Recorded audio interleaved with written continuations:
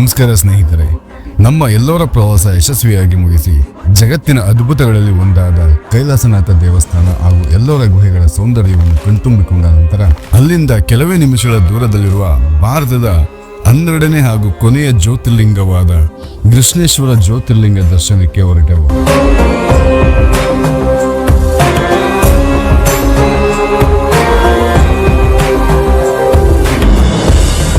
ಕೃಷ್ಣೇಶ್ವರ ಜ್ಯೋತಿರ್ಲಿಂಗವು ಮಹಾರಾಷ್ಟ್ರದ ಛತ್ರಪತಿ ಸಂಭಾಜಿನಗರ ಇಂದಿನ ಔರಂಗಾಬಾದ್ ಜಿಲ್ಲೆಯ ವೇಳೂರು ಗ್ರಾಮದಲ್ಲಿದೆ. ಪುರಾಣಗಳ ಪ್ರಕಾರ ಶಿವನ ಪರಮ ಭಕ್ತಿಯಾದ ಗುಷ್ಮಾ ಅವರ ಭಕ್ತಿಯಿಂದ ಸಂತುಷ್ಟನಾದ ಪರಮಶಿವನು ಇಲ್ಲಿ ಜ್ಯೋತಿರ್ಲಿಂಗ ರೂಪದಲ್ಲಿ ಪ್ರತ್ಯಕ್ಷನಾದನು. ಗುಷ್ಮೇಶ್ವರ ಎಂಬ ಹೆಸರು ಕಾಲಕ್ರಮೇಣ ಕೃಷ್ಣೇಶ್ವರ ಎಂದು ಪ್ರಸಿದ್ಧಿಯಾಯಿತು.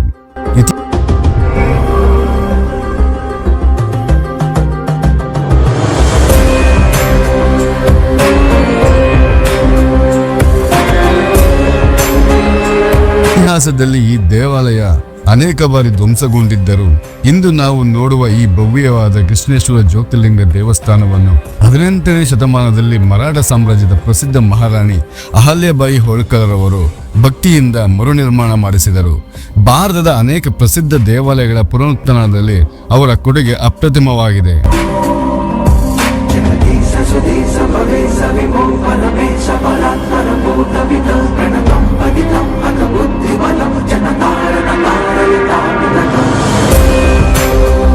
ಇಂದಿಗೂ ಸಾವಿರಾರು ಭಕ್ತರು ಈ ಪವಿತ್ರ ಕ್ಷೇತ್ರಕ್ಕೆ ಭೇಟಿ ನೀಡುತ್ತಾರೆ.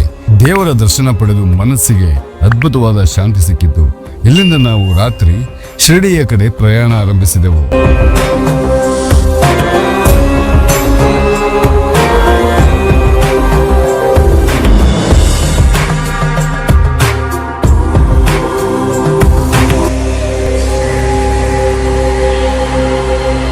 ರಾತ್ರಿ ತಡವಾಗಿ ಶಿರಡಿಗೆ ತಲುಪಿದ್ದೆವು.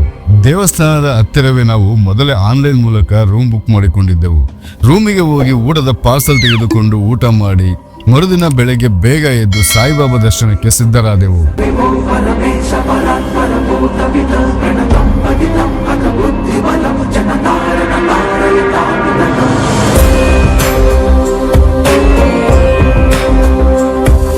ಇಲ್ಲಿ ಮೊದಲ ಬಾರಿಗೆ ಬರುವವರಿಗೆ ಒಂದು ಮುಖ್ಯ ಮಾಹಿತಿ.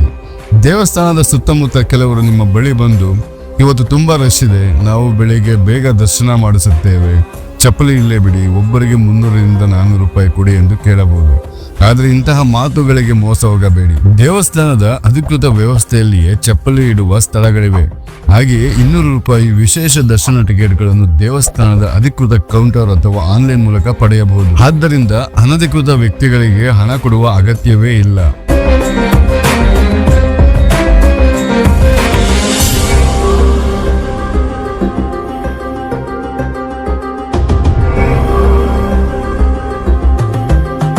ಇನ್ನು ಶಿರಡಿ ಸಾಯಿಬಾಬಾ ಬಗ್ಗೆ ಸ್ವಲ್ಪ ತಿಳಿದುಕೊಳ್ಳೋಣ.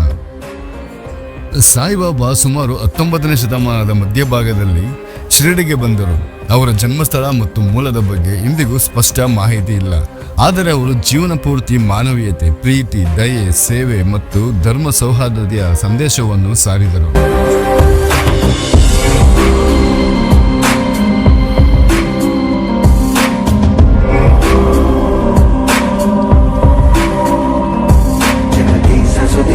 ಅವರ ಪ್ರಸಿದ್ಧ ಸಂದೇಶಗಳು ಶ್ರದ್ಧಾ ಮತ್ತು ಸಬೂರಿ, ಅಂದರೆ ನಂಬಿಕೆ ಮತ್ತು ತಾಳ್ಮೆ. ಇಂದಿಗೂ ಪ್ರತಿದಿನ ಲಕ್ಷಾಂತರ ಭಕ್ತರು ಬಾಬಾರವರ ಆಶೀರ್ವಾದ ಪಡೆಯಲು ಶಿರಡಿಗೆ ಬರುತ್ತಾರೆ.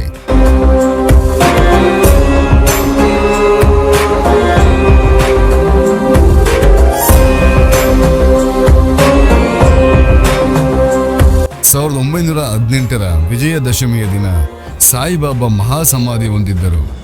ಇಂದು ಅವರ ಸಮಾಧಿಯ ಮೇಲೆ ನಿರ್ಮಾಣವಾಗಿರುವ ಸಮಾಧಿ ಮಂದಿರವೇ ಶಿರಡಿಯ ಪ್ರಮುಖ ಆಕರ್ಷಣೆ.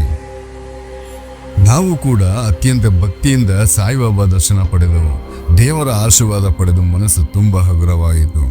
ನಾವೆಲ್ಲ ಸ್ನೇಹಿತರು ಸ್ಪೆಷಲ್ ದರ್ಶನಕ್ಕೆ ಟಿಕೆಟ್ ಅನ್ನು ಅಲ್ಲಿ ದೇವಸ್ಥಾನದ ಹತ್ತಿರದಲ್ಲಿರುವ ಆನ್ಲೈನ್ ಟಿಕೆಟ್ ATMನಿಂದ 200 ರೂಪಾಯಿ ಸ್ಪೆಷಲ್ ಎಂಟ್ರಿ ತಗೊಂಡು ಗೇಟ್ ನಂಬರ್ 6ರ ಮೂಲಕ ಸಾಯಿಬಾಬಾ ದರ್ಶನಕ್ಕೆ ಹೊರಟೆವು.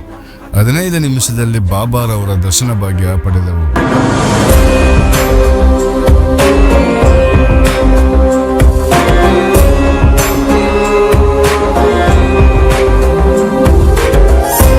ಶಿರಡಿಗೆ ಭೇಟಿ ನೀಡುವ ಯೋಜನೆಯಲ್ಲಿದ್ದರೆ ಸಾಧ್ಯವಾದರೆ ರೂಮ್ ಮತ್ತು ದರ್ಶನ ಟಿಕೆಟ್ಗಳನ್ನು ಮೊದಲೇ ಆನ್ಲೈನ್ನಲ್ಲಿ ಬುಕ್ ಮಾಡಿ. ಅನಧಿಕೃತ ವ್ಯಕ್ತಿಗಳ ಮಾತಿಗೆ ಮರಳಾಗಬೇಡಿ.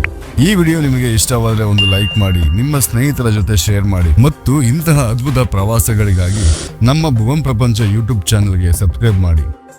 ಮುಂದಿನ ಎಪಿಸೋಡ್ನಲ್ಲಿ ಶಿರಡಿಯಿಂದ ಮುಂದಿನ ರೋಡ್ ಟ್ರಿಪ್ ಅನ್ನು ನೋಡೋಣ. ಅಲ್ಲಿಯವರೆಗೆ ಧನ್ಯವಾದಗಳು. ಜೈ ಶ್ರೀ ಸಾಯಿರಾಮ್. ಹರ ಹರ ಮಹಾದೇವ.